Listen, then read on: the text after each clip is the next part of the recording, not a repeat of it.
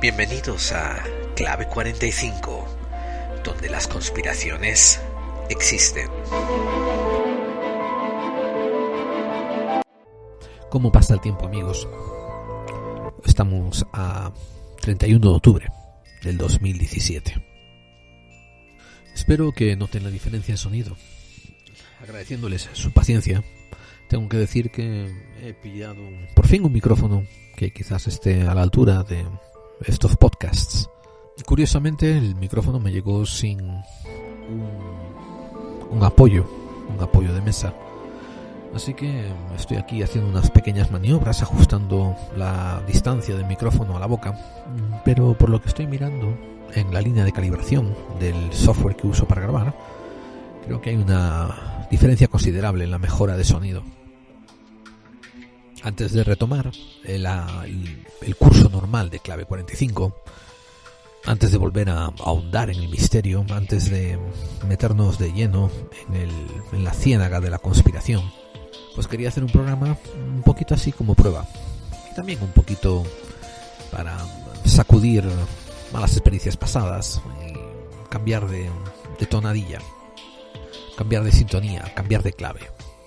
Y así coincidió con el programa de Halloween. La tradición anglosajona que ahora contamos de Halloween viene de un festival pagano, posiblemente celta, que se le atribuye una celebración a Samhain.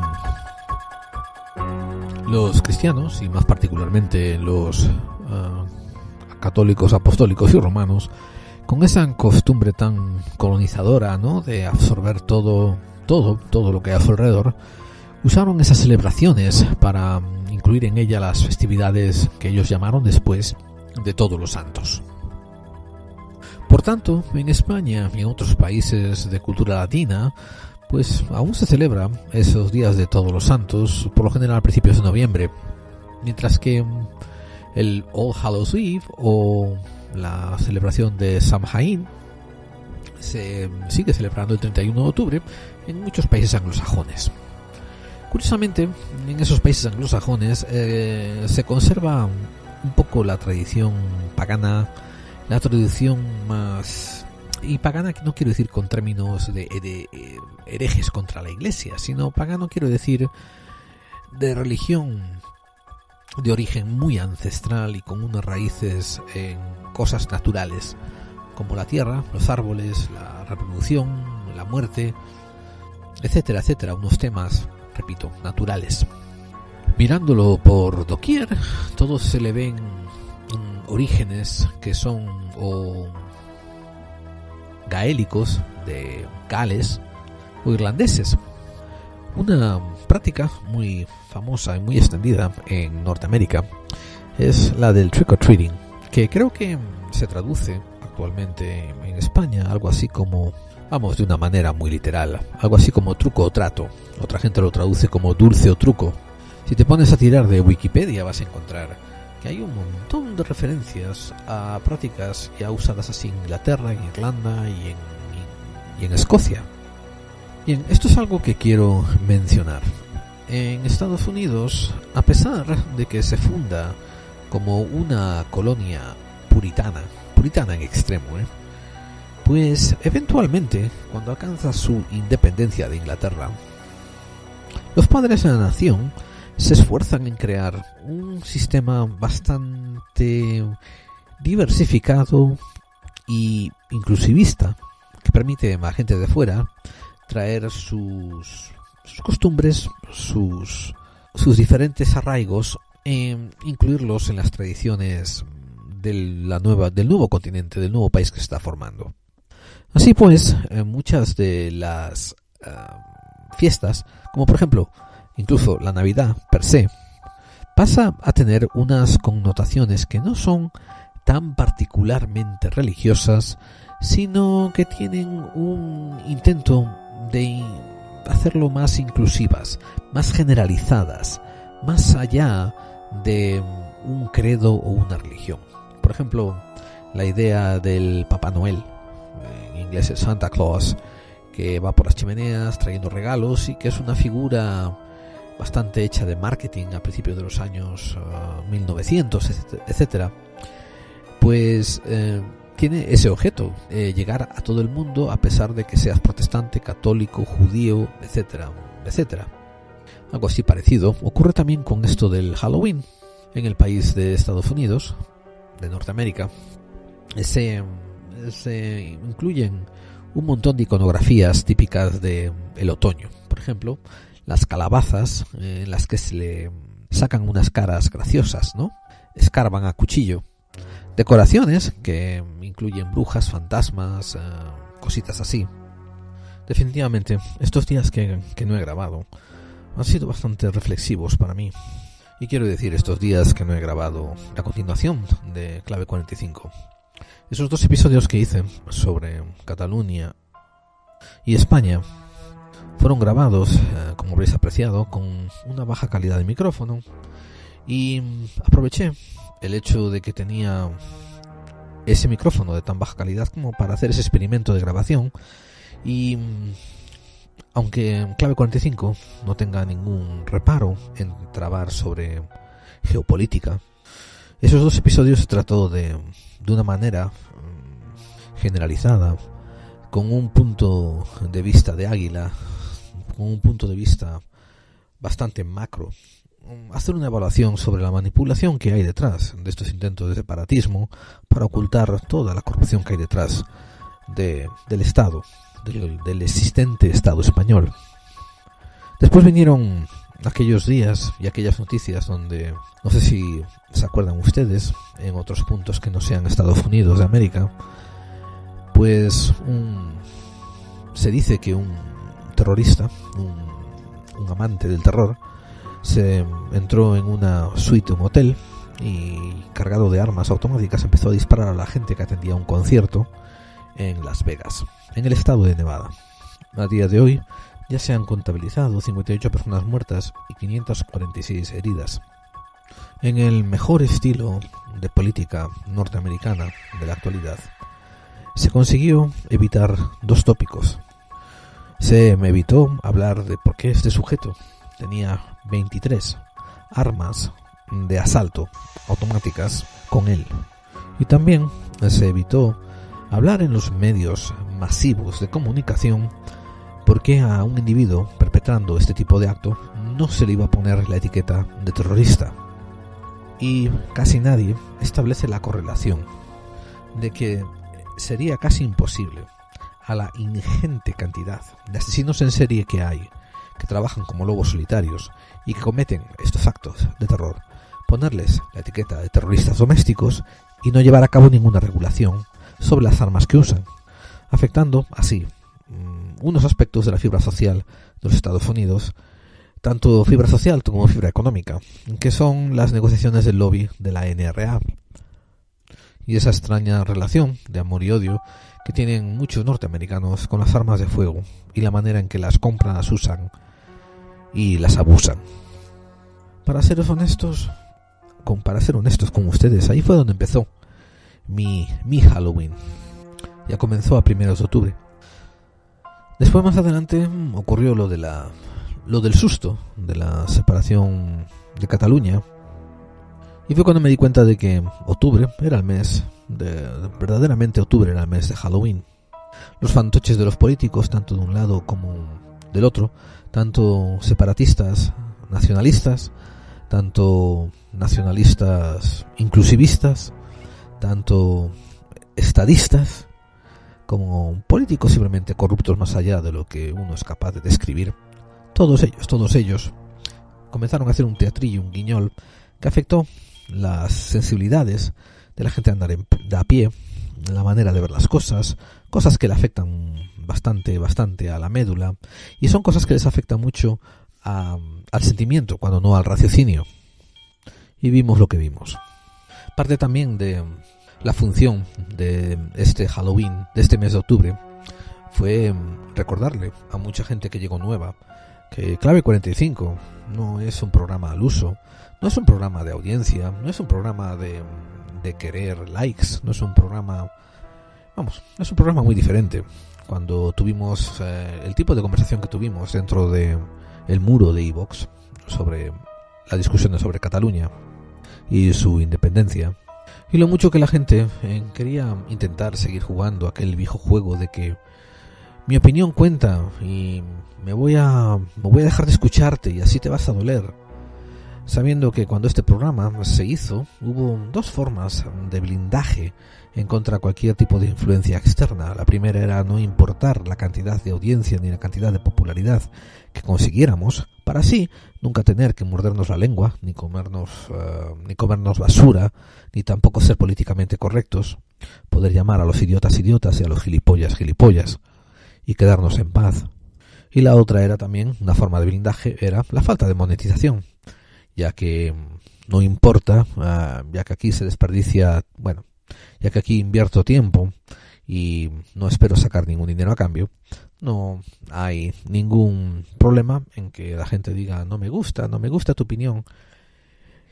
Y comenzamos desde un diálogo curioso, comenzamos desde un diálogo donde ustedes no tienen que escucharme, ni yo tengo que preocuparme de gustarles a ustedes. Pero es fascinante de que a pesar de que esta sea una propuesta nueva dentro de la comunicación, dentro del podcast, hay gente que le moleste tener que renunciar a este tipo de influencia, de la manera en que podrían influenciar, por ejemplo, a un comercial al que no le gustasen sus principios. Podrían escribir una carta a la compañía de desodorantes o la compañía de cervezas diciéndole no me gustan sus principios morales y ese comercial que enseñaron en la televisión tenía chicas demasiadas desnudas que atentan contra la moralidad. Por tanto, voy a hacer una campaña contra ustedes para hacerles pupa. Claro, hacerles daño desde un punto de vista económico, que es lo que ellos quieren. Esa compañía, sea cual sea, quiere ganancia económica. Y la gente sigue con ese tipo de mentalidad. No son capaces de enfrentarse, no todo el mundo, obviamente, mucha gente, y pueden leer en el muro, no son capaces de enfrentarse a esa situación de diálogo donde uno dice, mira, yo quiero hablar contigo, a pesar de que no todo lo que tú digas me va a gustar, no todo lo que tú digas me va a importar, y no todo lo que tú digas te lo tengo que tragar, o te lo tengo que decir que sí, el sí de los tontos. Entonces se rebotan al haber sido extirpados, al haberles sido sacado ese supuesto poder inicial. Esa fantasía de poder. Esa fantasía que tienen los individuos de que creen que se pueden juntar e influenciar a las grandes compañías, los grandes conglomerados y las grandes masas de la industria. En fin, ha de ser uno de los privilegios de seguir viviendo dormido dentro de la caverna de Platón. Así que dejadme contaros un pequeño cuento, dejadme transportaros a un pequeño momento en la historia, a este día de hoy, del 31 de octubre, donde recibí un micrófono nuevo y sin embargo no recibí un apoya micrófonos.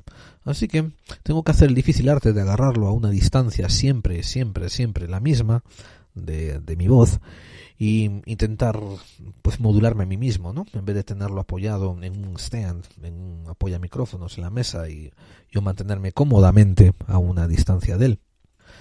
Como decía, permitidme usar esta primera grabación para acabar de hacer los intermedios antes de reanudar el programa de Clave 45, hablando de misterios y conspiraciones y cositas mistéricas y esotéricas. Y os voy a hablar, además, de cómo funciona un Halloween en Estados Unidos, por lo menos en 2 partes o en 3 partes en las que yo las he vivido un poco más frecuentemente que en otras. He viajado a muchos estados y he estado en muchísimos estados durante la celebración per se, pero solamente he estado ese día. De hecho, tengo que admitir que una temporada larga de Halloween las he pasado creo que solamente en 4 sitios. Creo que las he pasado en Nueva York, las he pasado en el estado de Florida y las he pasado en el estado de Texas, y también en el de New Jersey. Y empezaré a haceros 2 diferencias. En Nueva York, en la ciudad de Nueva York, yo vivía en uno de los condados. Bueno, creo que os lo he comentado muchas veces que he vivido en casi todos los condados en un momento u otro. Pero en el condado en el que más he vivido, por lo general cuando llega ya el octubre, empieza a cambiar la temperatura a frío. Una cosa que tiene la ciudad de Nueva York es que apenas hay primavera, apenas hay otoño. Ese mes de octubre es un mes donde súbitamente cambias de calor y pasas ya a frío. Una gran cantidad de los Halloweens del 31 de octubre que viví en Nueva York eran ya gélidos, eran ya congelantes. Y era curioso que me acuerdo que uno hacía las preparaciones, ¿no? De ir a tal fiesta, ir a tal lugar, quedar con tales amigos en tal sitio, ¿no? Y las hacías a principios de octubre, final de septiembre, donde todavía había días de bochorno, había días de calor. Y después, cuando llegaba el día per se, ese 31 de octubre, las fiestas que hubieras hecho, pues por lo general eran ya más difíciles de llevar a cabo porque, bueno, se te congelaban los pinreles fueras por donde fueras. Y en los últimos 10, casi 20 años, todas las partes de Nueva York tuvieron un giro hacia lo comercial de manera brutal. Por tanto, la mayor parte de los planes que haces, excepto, por ejemplo, ir a la casa de un amigo donde haces una fiesta privada, pero la mayor parte de los planes que hagas de ir a tal sitio, a tal garito, a tal local, pues en todos sitios tienes que pagar y tienes una entrada y después tienes unas consumiciones mínimas y estás atiborrado y estás pagando en dólares y estás pagando también en dólares de Nueva York, donde el dinero no se estira tan bien. Después, por lo general, tienes que lidiar con los que no son neoyorquinos, pero que vienen a Nueva York a comportarse como lo que ellos creen que son los neoyorquinos. Estoy hablando de toda esta una inmensa cantidad de gente que vive o bien en la parte del norte de la ciudad, en lo que se dice de Upstate, las ciudades que hay en Upstate, o que viven en New Jersey, que hay un montón de barrios ya hechos para gente que viaje fácilmente a la ciudad y se vuelva a pernoctar y a vivir su vida de vecindario en New Jersey. Sitios como, por ejemplo, no sé, me viene a la mente Hoboken o Jersey City. Mucha de esta gente, jóvenes sobre todo, no saben lo que es la vida de Nueva York, porque ellos siguen yendo a sus institutos ahí en el sitio donde viven, en esas ciudades, ¿no? Y tienen estos conceptos de lo que es Nueva York y van allá actuando como ellos creen que debieran actuar cuando son neoyorquinos, que es siendo rudos, siendo maleducados, siendo groseros, siendo egocéntricos, mirando solamente para lo que les interesa. Y bueno, acaban proyectando un comportamiento horrendo. Ya claro, por tanto, que la mayor parte de los neoyorquinos nacidos y que viven ahí no son así. Pero cuando llega el 31 de octubre, se ven todavía, de vez en cuando, se ven todavía grupos de niños que están haciendo el famoso trick or treat, siempre cuando no sea muy tarde. Un grupo especialmente desaventajado dentro de esos niños que hacen el trick or treat son los adolescentes ya un poco más entrados en edad. Adolescentes que les llaman teenagers y que suelen ser chicos y chicas que ya empiezan a tener más de 13 años hacia adelante. Porque claro, la percepción de la gente que está regalando los caramelos es que ya no son niños, ya no son adorables, ya no son renacuajos pequeñajos a los que hay que tener una consideración. La gente los mira ya con desconfianza, ¿no? Y se preguntan, ¿qué hacen estos bicharracos por aquí? Ya tenían que estar buscándose un trabajo. Y en fin, son esas edades extrañas, ¿no? Donde todavía no eres niño, pero tampoco todavía eres adulto. Pero repito, en Nueva York puedes ver a muchas madres que se juntan con otras madres de vecindarios y andan todavía llevando a sus niños en grupos a hacer el trick or treat por casas. En Nueva York hay barrios donde todavía hay casas. Pueden mirar por la parte de Queens, pueden mirar por la parte de Bensonhurst, en Brooklyn, etcétera. Todavía hay casas donde se pueden hacer estas cosas de trick or treat. No todos son edificios, ni todos son condominios. Ahora, me cuentan unas fuentes muy allegadas a mí que estuvieron haciendo el trick or treat cuando eran niños, que eres una delicia hacer eso de ir a buscar caramelos por los edificios, porque básicamente en un solo edificio pues acabas llenando tu bolsa y que siempre encuentras vecinos interesantes, ¿no? Por ejemplo, encuentras al borracho que no se acuerda que te da caramelos a menudo. Entonces hay niños que hasta van 3 y 4 y 5 veces a tocar a la puerta y van llenando la bolsa. Y bueno, en fin, incidentes así como esos, ¿no? Que son historias urbanas que te acaban contando los que viven experiencias de crecer en una ciudad como New York. En cuanto a los adultos, que ves ese día, los empiezas también a ver a partir de la tarde, cuando salen del trabajo, si Halloween coincide en un día de trabajo. Y los ves que se empiezan con sus disfraces a prepararse para ir a diferentes discotecas, pubs, lugares de recreo. Curiosamente, Halloween es una de las épocas donde los americanos, porque creen que tienen un disfraz, se les sale más bien la desvergüenza y aprovechan para el hecho de que tienen una máscara para ejercer una función o dejar salir un personaje que llevan dentro oculto durante mucho tiempo. Es muy común ver a muchas mujeres usar cualquier tema de disfraz con el adjetivo sexy. Por ejemplo, yo qué sé, bruja, sexy, médica, sexy, taxista, sexy, limpiabotas, sexy, etcétera, etcétera. Y todo es excusa, ¿no? Para enseñar cacha, enseñar pechamen y en fin, sentirse un poco más, no digo solamente deseada y que los ojos se te posen en ti, sino que además tener un poco más de poder con voluptuosidad que te otorga tu disfraz. A mí me parece genial. Yo nunca he sido de esos que he estado diciendo, mira esas tías que mal van vestidas y no sé qué, no sé cuánto. Al contrario. Hasta pienso que las más feuchas del feón tenían que probar un día vestirse sexys y seguro que hasta se sentirían asombrosas con ellas mismas, ¿no? O sea que, de todas formas, es un día, es una diversión y, en fin, cada uno a lo que le vaya bien. Los hombres ya tienen un poco más de variedad y por lo general no invierten tanto en sus disfraces, aunque con la metrosexualidad que estamos nosotros confrontándonos en las últimas décadas, pues ya se ve de todo, ¿no? Se ven muchos varones que intentan competir en cuanto a sofisticación con los disfraces de ellas y algunos incluso también intentan competir en el aspecto sexy que algunas mujeres intentan tener el monopolio. Eso sí, eso de las 2 de la mañana o las 3 de la mañana, os recordaré un detalle. En Nueva York casi todos los bares cierran a las 3, sobre todo los días de semana, muchos de ellos a las 2. Entonces, a las 2 y 3 de la mañana se produce ese desfile que le llaman el Paseo de la Vergüenza, donde los que quedan todavía con un poco de alcohol en el cuerpo, pues van buscando taxis, van buscando vehículos, van buscando quien los lleven a casa. Y la gente que no está en pareja, pues intenta emparejar con los últimos que quedan. Y los que no les interesa emparejarse, pues nada, se arrastran hasta la piltra como mejor pueden ellos solos, ¿no?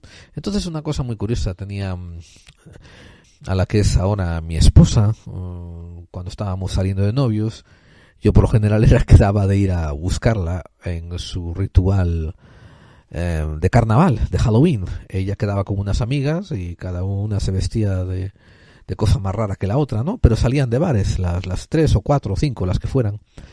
Y ella, y yo siempre le decía a mi novia de aquella, le decía, mira, cuando sea hora de irte a buscar, pues me llamas y te paso a buscar. Y ella lo hacía, ¿no? A pesar de que por lo general casi no bebía ella comparada con las otras amigas, pero era gracioso ver a las otras amigas que, cada una estaba más arrastrada que la otra. Y siempre había alguna amiga que yo llegaba a buscarlas y no estaba. Y yo le decía, ¿dónde te quedó tal o cual amiga? Y me decía, esa se encontró a uno y ya se fue con él y tal. No fallaba, año que fuera no fallaba. Y también no fallaba que al día siguiente cuando revisaba el coche, pues alguna me había dejado una bota de un traje o un guante de algún otro traje o alguna cosa. Y si me ponía yo a recopilar las cosas que encontré en el coche el día después de traerlas a casa, ya tendría 5 disfraces de cosas distintas. En fin, es una experiencia muy interesante y yo opino que cuanto más joven eres, más propenso eres a disfrutarla en un ambiente como una ciudad inmensa como Nueva York. Los carnavales, el Halloween que pasé en New Jersey, tuvo un tinte bastante diferente porque fue pasado en el Ironbound, que es un barrio de españoles y portugueses que quedaba cerca del norte de New Jersey. Por lo general, en esas reuniones de carnavales ya había 5 o 6 bares ya designados a los que ibas a ir y con los que ibas a encontrar con casi toda la gente que ya conocías. Y ibais a hablar, a beber, a bailar un ratito y después te ibas a tomar el camino de vuelta a casa. De hecho tenía un amigo que vivía en la vecindad, ¿no? Entonces me quedaba a dormir en la casa de él ese fin de semana o esos días de Halloween para no tener que volverme otra vez a New York en el tren de noche. Esos trenes de cercanías y de largo recorrido eran un desfile de cosas extrañísimas, de cosas forteanas. A las 5 de la mañana, 3 de la mañana, ¿no? En el tren Path que comunicaba New Jersey con el Bajo Manhattan, en el Amtrak, etcétera, pues encontrabas gente disfrazada, dormida en la ventanilla, gente que vomitaba, la borrachera, grupos de jóvenes coreando y cantando, vestidos todos de peluches, es lo más parecido a un evento forteano que te puedes encontrar. Pero bueno, es el carnaval. No tengo ninguna experiencia que contaros sobre los after hours, que son esos bares ya un poco más de adultos, un poco más de tapadillos, que abren tarde y se quedan abiertos toda la noche y cierran al amanecer.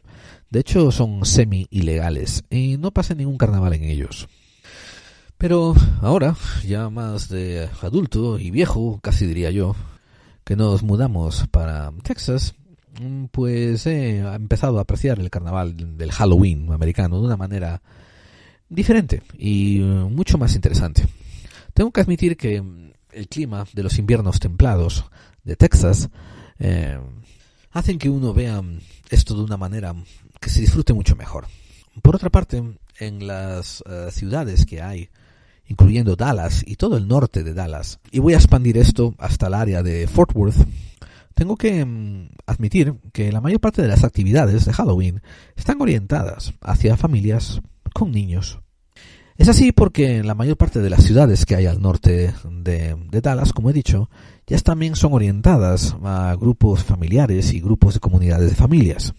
La juventud estoy hablando de jóvenes de entre 16 a 18 años.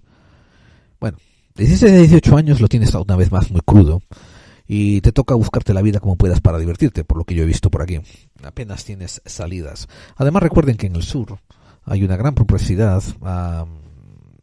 a promover cosas cristianas y no es poco común que muchos padres agarren a sus hijos adolescentes, aún de 16 años, y los metan en actividades de una iglesia.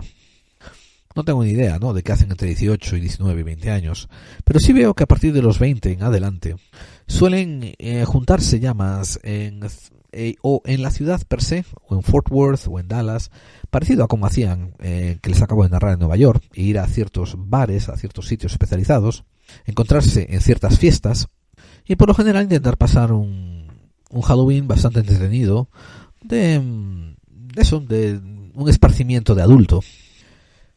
Pero lo que es fascinante es ver decoraciones, como os digo, en la cantidad de casas que hay de familias.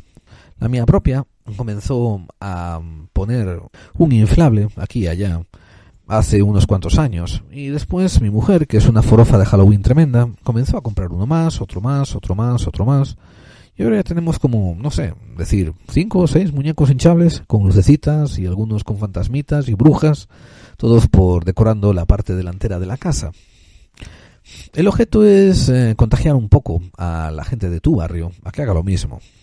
Los barrios, como digo, se expanden en estas casas unifamiliares, en una gran mayoría, y ocupan áreas relativamente extensas entre las que puedes caminar si tienes paciencia. Los tejanos son un poco de caminar. No tanto porque sean vagos, que quizás lo son, pero más bien porque están acostumbrados a tener unas expansiones inmensas de planicies que atravesar.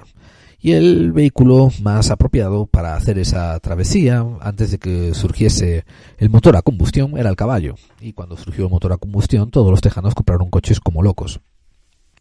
Y eso es una cosa que se ha heredado. El concepto de zona peatonal, de caminar o por pasear, es todavía muy, muy, muy ajeno a los tejanos en general. Dallas en sí y Fort Worth consigue hacer algunas pequeñas zonas peatonales, pequeñas, muy pequeñas, ¿no? Y tiene algunas amenidades que son dirigidas hacia redirigir el tráfico vehicular de motor a otras alternativas. Hace poco, en la ciudad de Dallas y de Fort Worth, pusieron unos sistemas de bicicletas, de intercambio de bicicletas, donde puedes alquilar una bicicleta una hora por $1 y irte a donde quieras, y al acabar ese tiempo pues la aparcas donde te deje. Y las estoy viendo que están siendo usadas muchísimo. Es una cosa muy interesante.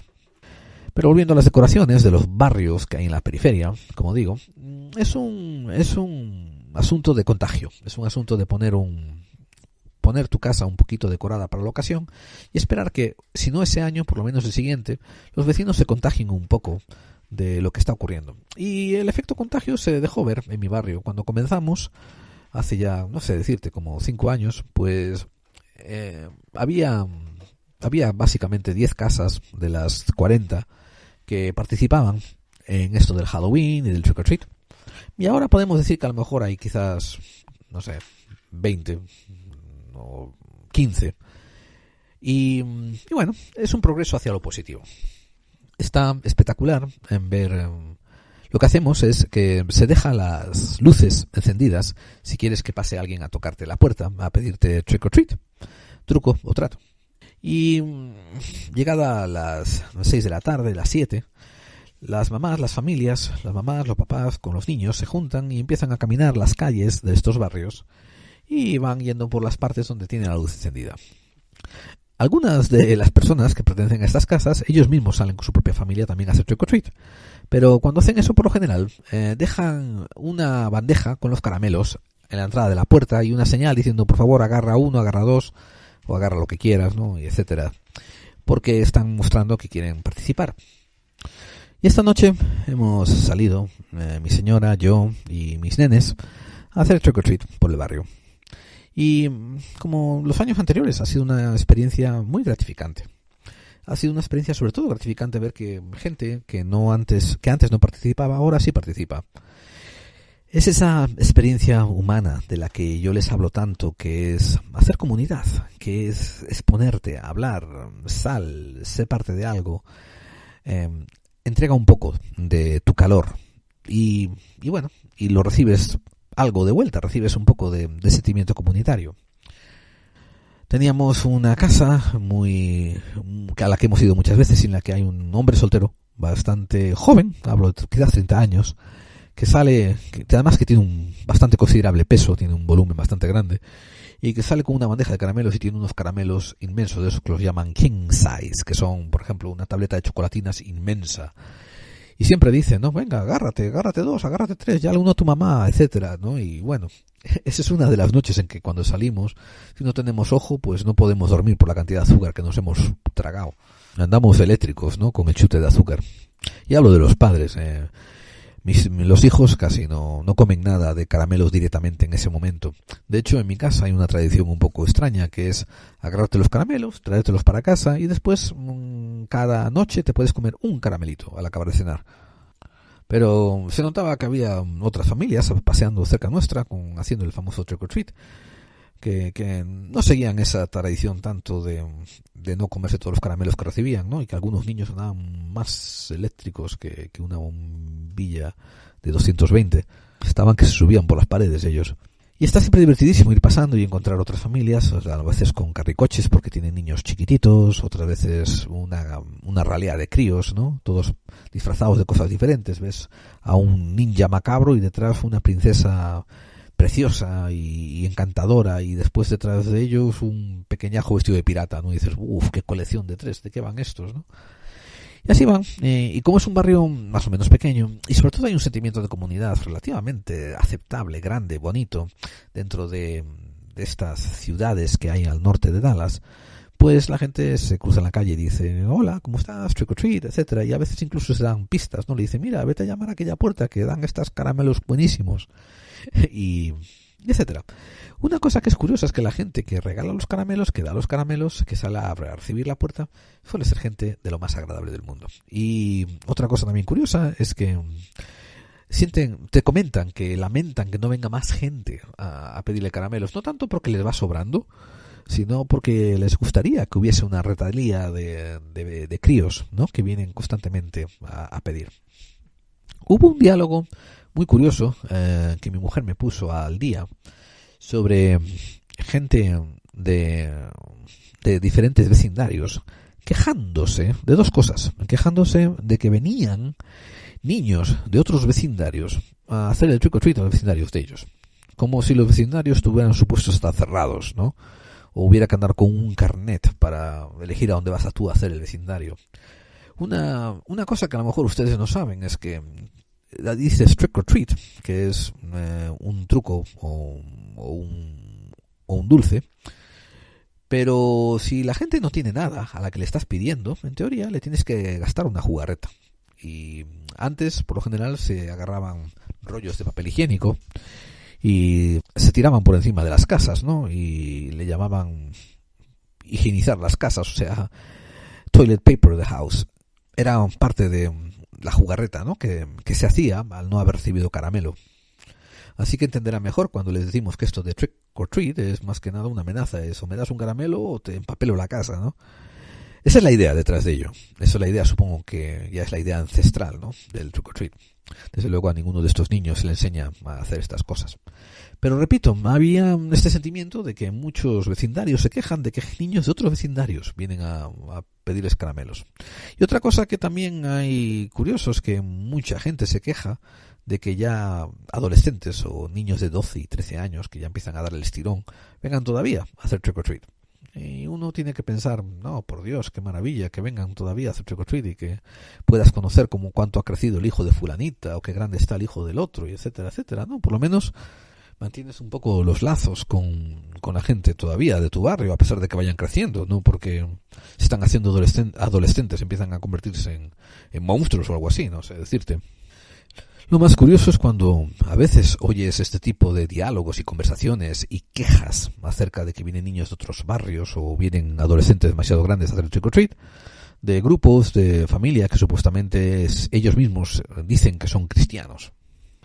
Te digo, muchas cosas de América son la tierra de la contradicción. Y aquí no se les escape dos contradicciones. En primer lugar, que unos grupos cristianos tengan un problema con expresar un poco de caridad y prácticas no discriminatorias contra la edad del niño. Y después que un grupo de cristianos se pongan a celebrar una fiesta pagana de Halloween. O sea, que eso es lo que me refiero yo con las contradicciones. Clave 45, donde las conspiraciones existen. FBI, están detenidos. Codex Más Allá del Misterio presenta su libro Cazadores de Misterios, de lugares encantados, fenómenos paranormales, rituales clandestinos o la historia del Santo Grial. Una obra de Editorial Cidonia y prólogo de Lorenzo Fernández Bueno. Cazadores del Misterio. Una parte del precio de la obra será destinado a proyectos solidarios.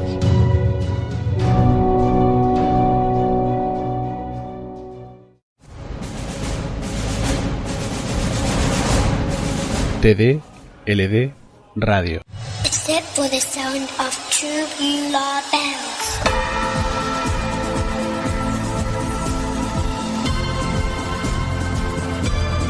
TD LD Radio. ¿Estás preparado?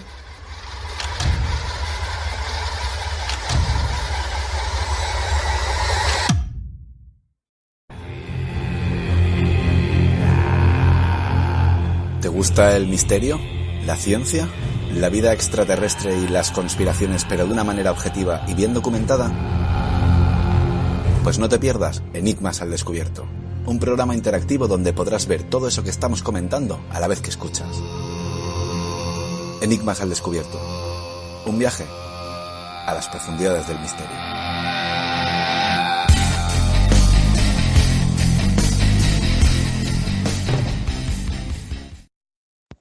Soy Josep Pàmies y si puedes escucha la clave 45, donde las conspiraciones, aunque creas en ellas o no, realmente existen. Gracias.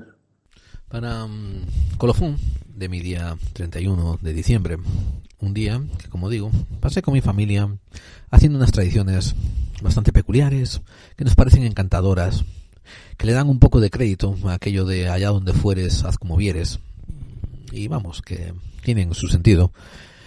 Pues me llegó también la noticia de que había habido otro ataque terrorista en la ciudad de Nueva York, donde parece ser que una persona de origen musulmán había hecho algo como parecido a lo que habían hecho en las Ramblas y en Niza hace unos días. Había un cierto tono de ironía cuando escuché la noticia de que un terrorista agarró un coche y se tiró por una zona peatonal y causó bastantes muertos y bastantes heridos. Pero hubo ironía, como repito, como dije al principio del podcast, porque un hombre blanco se mete en una habitación de hotel y se pone a disparar contra una gente que está yendo a un concierto y que se ve desde la ventana del hotel y no es considerado terrorista. Y sin embargo, este otro, que sí es musulmán y que grita Alá es grande o lo que sea, eso rápidamente, incluso antes de tener una versión oficial, en todas partes empieza a decirse que fue un ataque terrorista. Como digo, hay algo de una falsa medición en el tema, hay algo de disonancia cognitiva. Parte de esa disonancia cognitiva es querer asumir que la guerra contra el terror tiene un componente político y está hecha contra un cierto tipo de fundamentalismo, y caemos en la hipocresía de permitir que sea el tipo de fundamentalista que nos desagrada o que dejamos que nos manipulen para enfrentarnos a él, como en Estados Unidos está ocurriendo contra los radicales islámicos, pero no hacemos nada contra los radicales blancos ni contra los radicales domésticos. Algo parecido también ocurre en muchas partes de Europa, donde tienen que lidiar con balancear lo políticamente correcto, que es por lo general querer ayudar al extranjero, cuando no hay unas pautas ni unas directrices apropiadas de cómo se debe de implementar esa ayuda. Hay mucha gente que defiende, ¿no?, que al extranjero hay que ayudarlo incondicionalmente y dejar que haga lo que quiera cuando viene un refugiado. Y mientras tanto, yo estoy seguro de que muchos de los psicópatas en el poder se están riendo y frotando las manos mientras se ríen a mandíbula batiente al ver el tipo de estrés social que se está creando en áreas como Bélgica, como los países nórdicos y Alemania, al haber poblaciones que se juntan en gremios dentro de áreas y barrios y chocan con la comunidad autóctona. En fin, estoy seguro que es parte del juego de ajedrez que están llevando a cabo los psicópatas, mientras nosotros seguimos jugando a las damas y preocupándonos por quién es musulmán y quién hace esto mal y quién nos quiere poner una bomba y quién nos quiere atacar con el coche. Hombre, lógico, porque estamos a 5 niveles más abajo y con los ojos a ras de tierra, mientras ellos están 5 niveles más arriba y moviendo hilos, manipulando y manteniéndose siempre en las sombras, siempre detrás, y usando a pobres marionetas en el poder, que pasan pólizas, que pasan diplomacia, que pasan órdenes políticas y que al final acaban afectando a todo el país. Y en vez de crear unidad y en vez de crear un sentimiento de desear pertenecer, sigue creando distensión, sigue creando miedo, sigue creando terror, sigue creando separatismo, etcétera, etcétera. Esto quizás alguna gente venga a decir, pero tú no eras el que decía que Cataluña, si quería independizarse, había que dejarla. Claro, yo soy el que dice que las personas tienen que ser libres de actuar como quieren, y sobre todo estoy muy en contra de los neonazis y los fascistas de closet con los correajes de cuero tatuados bajo sus camisas, que insisten en que tal o cual comunidad tiene que quedarse por la unidad de España, etcétera, etcétera, etcétera, si la otra parte no se quiere ir. Es como un matrimonio mal avenido donde la mujer se quiere separar y el hombre no, y la va a mantener contenta con él aunque la tenga que matar. Eso no funciona así. La otra parte de la moneda que ustedes quizás no me han escuchado o quizás no han querido entender, es por qué España no ha propuesto, no hace que la idea de independizarse que Cataluña persigue sea una tontería para la población que diga, pero tú estás loco, ¿de qué vas? Que ojo, yo sé que la mayoría de los catalanes de a pie ya lo piensan, pero también hay otra cantidad de ellos que o tanto por ignorancia o tanto quizás por dejar que el sentimiento independentista se les obnubile, les ofusque el raciocinio, pues van detrás de esa función. Y yo creo una sociedad bastante libre, una sociedad donde la gente decide lo que decide con conocimientos. Primero con conocimiento, esa es la primera obligación. Y después tienen que ser consecuentes con las decisiones que toman. Pero cansa ya llegar al día de Halloween, el día en que después hay que quitarse las máscaras y volver a la vida normal. Cansa ver toda esta hipocresía, toda esta disonancia cognitiva, toda esta hipocresía social, donde continuamos permitiendo que otros pasen normas, que otros pasen reglas. Nosotros las ejecutamos en el nombre del orden, en el nombre del bien, cuando tenemos ya un libro de balances. Podemos en España chequear un libro de 40 años de pseudo democracia y ver que no nos ha funcionado, que ha sido una desgracia. Eso sí, no vayan diciendo que la alternativa es un golpe de Estado, que la alternativa es estar peor, porque esa no es la alternativa. Esa nunca fue la alternativa. Esa es la alternativa de los malos, de los que quieren, de los psicópatas en el poder que quieren que todo continúe como está mientras ellos sigan teniendo la sartén por el mango. Y te dicen, mira, si no te gusta lo que tenemos ahora, después va a ser peor si eliges otra cosa. Y el asunto está en elegir lo que es mejor. Muchos respetos les voy a mandar. Un saludo muy enfático a Pablo López Pérez, que hizo un post muy lindo donde pedía que la gente compartiese opiniones de cómo solventar nuestra situación. Un post muy atrevido, un post muy aguerrido, pero un post cuyo contenido puede fácilmente acercarse mucho a ese programa de el poder juega al ajedrez, el pueblo a las damas. Bueno, mi siguiente propósito es comprarme un pedestal donde poner el micrófono, así no tienen que estar aguantando mis desvaríos cuando digo esto suena muy bien y después vengo y digo no, esto es lo que suena mejor. En las próximas entregas que vamos a continuar a partir de esta semana, pues volveremos otra vez a tocar los temas de misterio y conspiración de siempre. Y también les voy a recordar una cosa, nos estamos acercando hacia el cierre de temporada. Es probable de que acabemos esta segunda temporada, hacia noviembre. Ahora, he descubierto una flexibilidad enorme con esto de, como digo, de no verme así completamente de pie juntillas a una audiencia, ¿no?